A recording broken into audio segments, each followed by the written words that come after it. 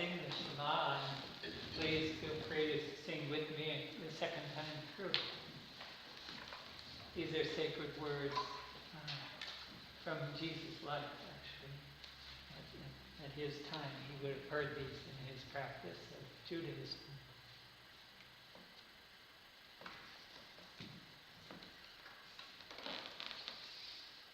Shema Israel, Adonai Eloheinu, Adonai Echad. Shema Israel, Adonai Eloheinu, Adonai Echad.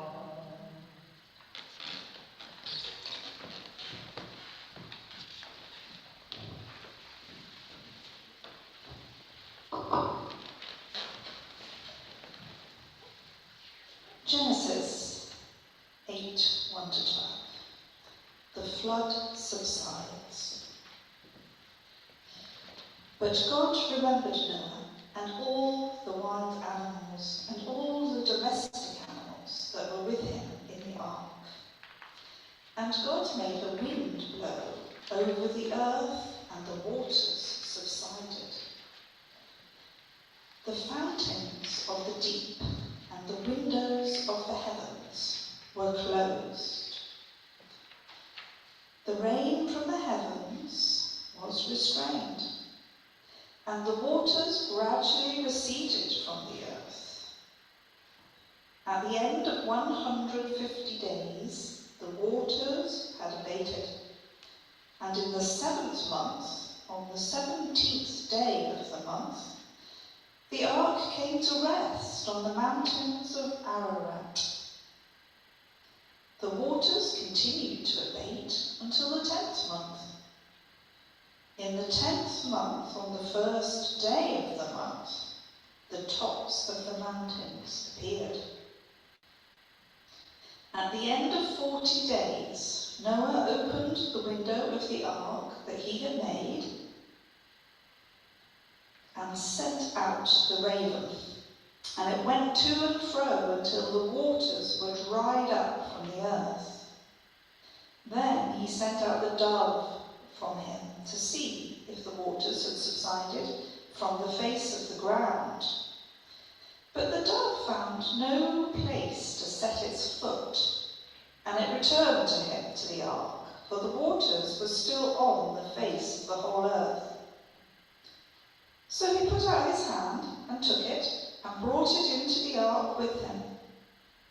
He waited another 7 days, and again he sent out the dove from the ark. And the dove came back to him in the evening, and there in its beak was a freshly plucked olive leaf. So Noah knew that the waters had subsided from the earth. Then he waited another 7 days and sent out the dove, and it did not return to him anymore.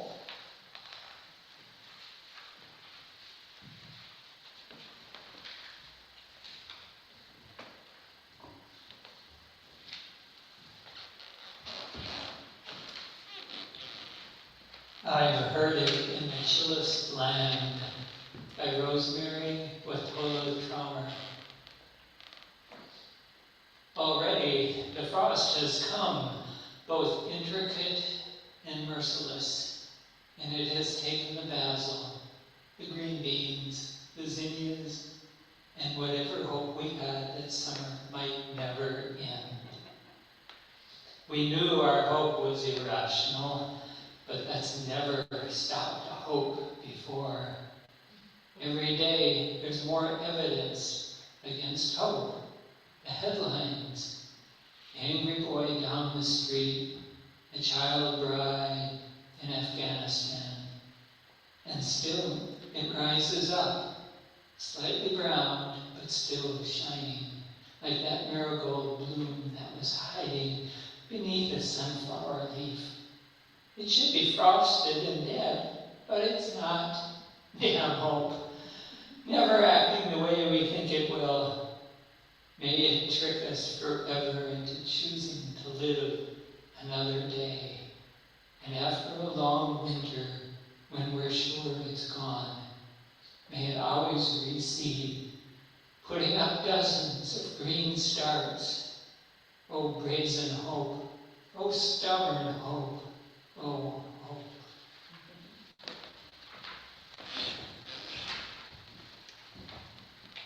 That was a beautiful reading of that poem, Dean. Thank you. And isn't that kind of the way of hope? It's stubborn. It can feel elusive sometimes. We might think it's gone, it's dead, like in the dead of winter. And yet there's some sort of seed that's still there under the surface, just waiting to sprout. And like the image that I partnered with the poem, it might literally start, it's just a little fragile shoot.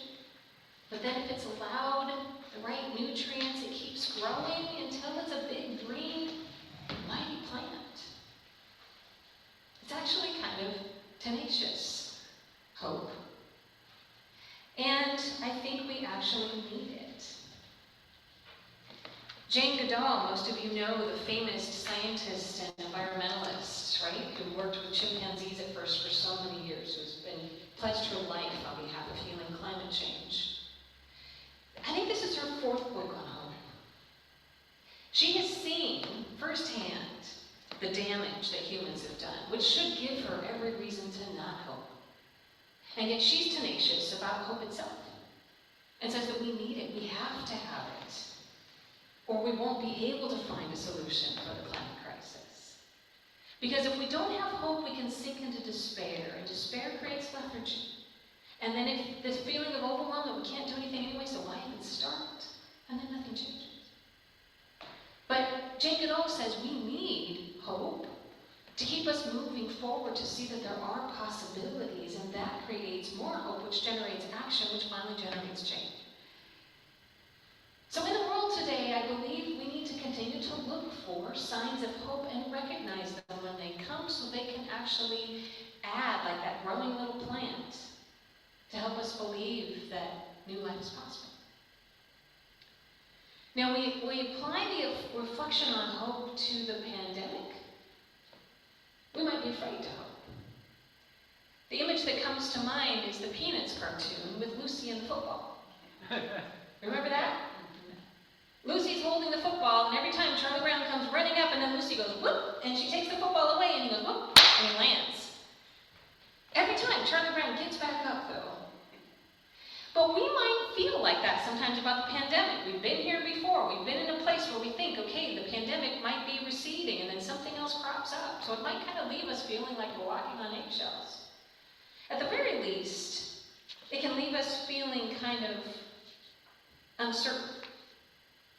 And that's where I think, especially as a spiritual community, hope is actually linked with faith.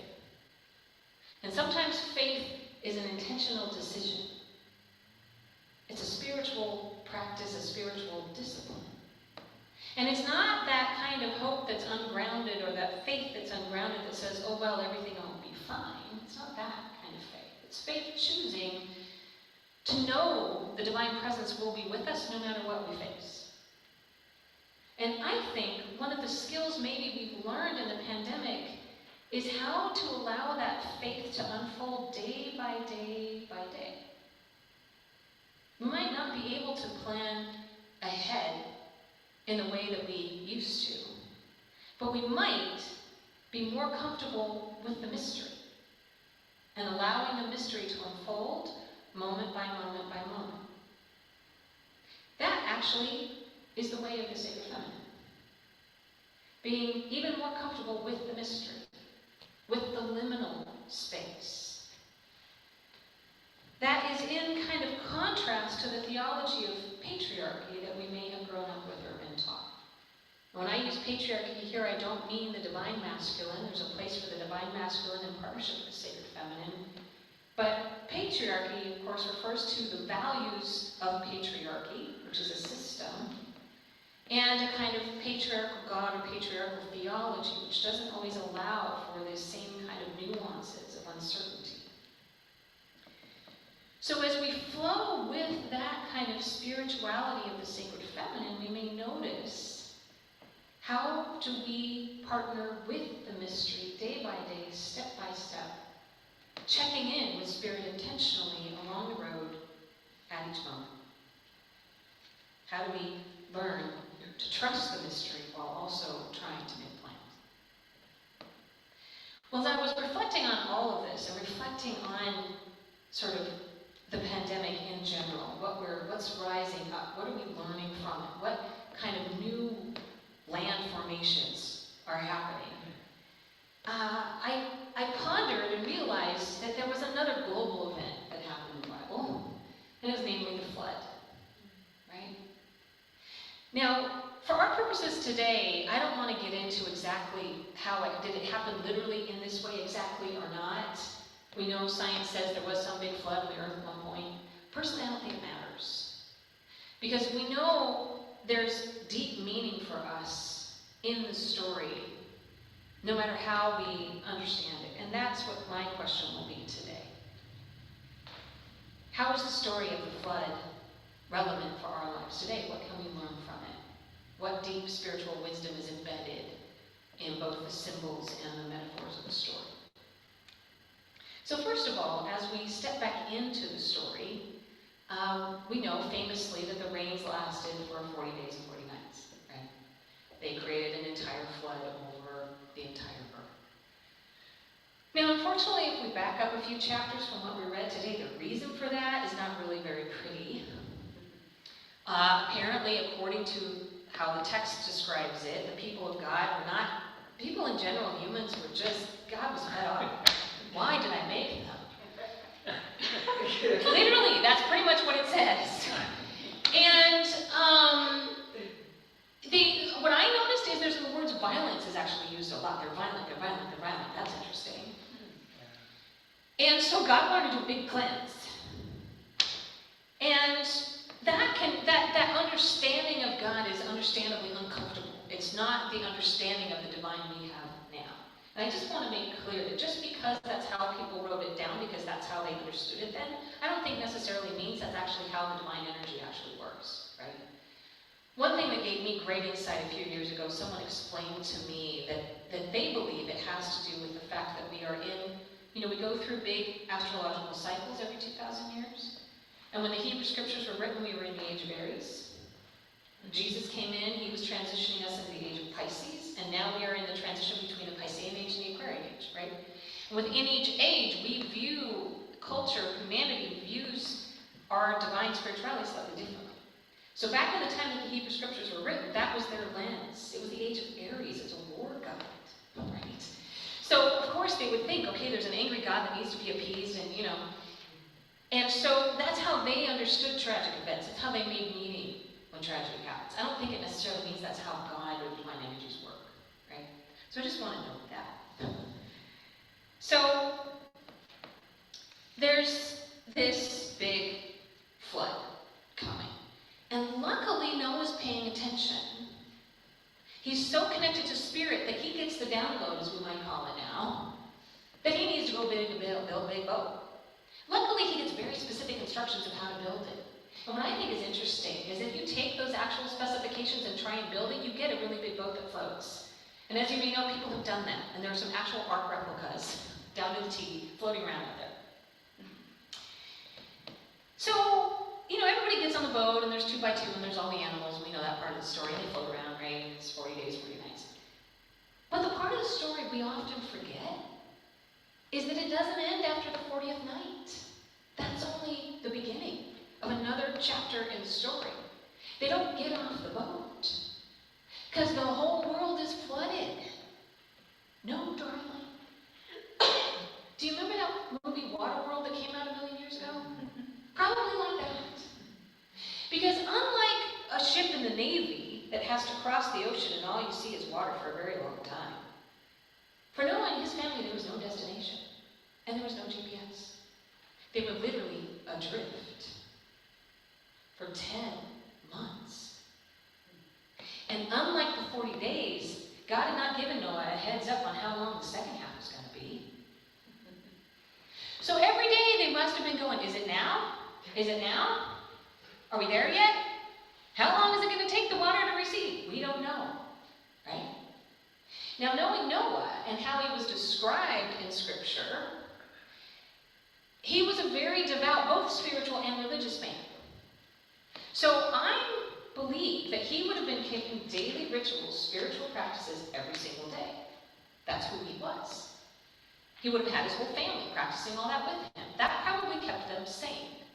And it kept them connected to spirit, so they could have guidance every single day. What do we do now? What do we do now? What do we do now? Right? Finally, after the 10th month, he gets the cue, starts sending out scouts. So first he sends the raven. Raven keeps flying around. I'm sure there's a deep spiritual symbolism in the raven. I'm not sure what it is yet, but there's the raven. Then, the really interesting thing is, then he sends out the dove. Now, the dove comes back the first time with nothing in its mouth. Imagine their disappointment. Ah, dang. Still waters over the face of the earth. I think there was a spiritual practice of patience required, right? And disappointment. I think those are two spiritual practices we've had to learn in the pandemic, aren't they? Disappointment. You have to cancel plans. Something doesn't work out quite right. And spiritual patience when we don't know how long something's going to take. Then finally, Noah sends out the dove. And it comes back with young branch. Can you imagine their jubilation? Can you imagine their hope? Yay! Something's receding. Something is receding. Right? Waters are receding. Shoots are receding. They're sprouting. Some new life has come. Hallelujah. Now they just have to wait a little while longer till it drains enough that they can get stuck on Mount Ararat. And that'll be September 18th sermon. What happens then? But I think we can probably reflect a little, right? On Noah and his family. We might feel like that through all this pandemic. Being afloat, at least staying afloat, that's good. But still having to live into the mystery of what's exactly going to happen next. Strengthening the skills of spiritual patience, dealing with disappointment, and dealing with uncertainty. The truth is, we're not sure what the land masses are going to look like now. We still don't quite know. And I'm not just talking about the virus itself. I'm talking about how it's affected society as a whole. We don't know yet. There hasn't been enough time. We do know certain interesting things are happening. A lot more people are working from home. That's created whole new different kinds of things. Some people are becoming entrepreneurs.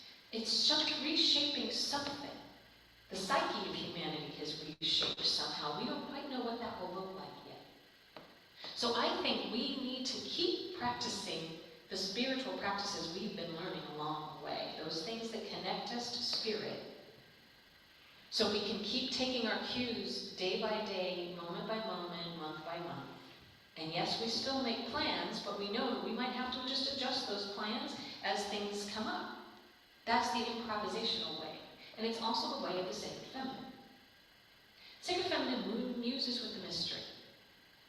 Think about it. Her symbol is often the lunar cycles, right? Sometimes it's a dark moon. Sometimes it's a full moon. But when it's a dark moon, you know the moon's coming back. She's not gone. There's this sense of the consistency of the cycles that wax and wane. That's part of the mystery. And so when a challenge comes, it's not because God is somehow gone. That's the theology of the patriarch, because the job of the patriarch is to always provide and protect. So if something bad happens, that means either the human assumes they've done something wrong, or God doesn't exist, or God is just falling down on his job description. But something seems to be wrong, right? Whereas with the theology of the sacred feminine, it's actually kind of twofold. One, there's the mothering presence that says, there, I'm here. She's just with us in it, whatever the pain is. And two, she's always bringing new life out of something. It's the life, death, life cycle. And in the West, we always cut it off at the death part, like that's the end, right? But we know life is always receding, always bringing something new. The olive branch was the new thing after this big destructive flood that was the symbol, the sign of life, that new life is coming. She's always bringing new life out of something. We just might not know what it is in the moment. And we're invited to have the kind of spiritual trust and faith that her presence isn't leaving. And so how do we stay connected to that presence day by day, moment by moment, so we can sense and respond what the next right thing is to do? I think it's absolutely fascinating that the symbol of the dove was a well-known ancient symbol for the goddess back in the time that the Hebrew scriptures were written. She was the symbol of Inanna Ishtar. She, Inanna Ishtar, it depends on what region you're in, both names were used interchangeably, was the great mothering goddess, also known as the Queen of Heaven, that was described many times in Jeremiah. Her temples were full of dove figurines. And it's very interesting to note that the word dove in Greek means bird of Ishtar. No accident in my mind that it's a dove that brings the olive branch. This is the feminine part of God coming back after this really challenging thing, saying, okay, this is the softer aspect of the divine presence coming to bring hope, saying new life is possible, it's coming. So how do we, like Noah, receive the new life, the new start, and continue to nurture that into life, into growth? How do we look for those signs of hope so that they can give us the inspiration to keep moving forward, believing something new is possible? When I thought about it in terms of where we were this time last year, 1 week from today, because we didn't do it Labor Day weekend, the week after Labor Day last year is when we reopened in person. I remember the conversations we had about trying to create a hybrid service. And we basically said we can't do it, it's impossible, we shouldn't even try. We're too small of a church, we can't pull that off. But there was also a kind of tenacity of vision that was stubborn, just like those hope plants, that said, no, I think we can do what I think we can do. And there was some trial and error. We had horrible disasters technologically at first, really terrible, where we were like starting 20 minutes late because we couldn't get the darn thing to work. And I did pull my hair out several times and may have actually uttered some bad words that I hope didn't get recorded. But eventually that tenacity of hope prevailed. And I am so glad that just a few weeks ago, when we had Ruth's memorial service here, we had 42 people in person, but we had 40 on Zoom joining us. One of them was one of Ruth's dear friends who happened to be in Ireland at the time, and she was able to join the service. We have an international presence, capability now. We even have our own YouTube channel. Who would have thought that was possible? Yeah, it might need a little more nurturing to let people know it exists, but it's still a little hope start. So how do we train our eyes to see what is here? Because those shoots sometimes are so little small we might trample it without, we might step on it because we don't see it. How do we train our eyes to look for what the goddess, the dove, is bringing us? And nurture those little signs of hope into life so they can become strong, sturdy plants that give us the courage to continue. What signs of hope do you see as the waters continue to recede? I invite us to ponder that as we gather today. So I invite us just to take a deep breath for a moment in silence and just ponder that. Ponder what you're noticing.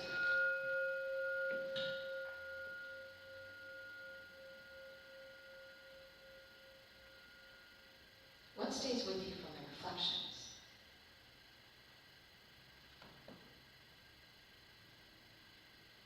For the symbolism of the dove, the wave, the sacred feminine, what Noah and his family had to go through, and what olive leaves, new shoots, sprouts, give you hope, and how might we nurture those.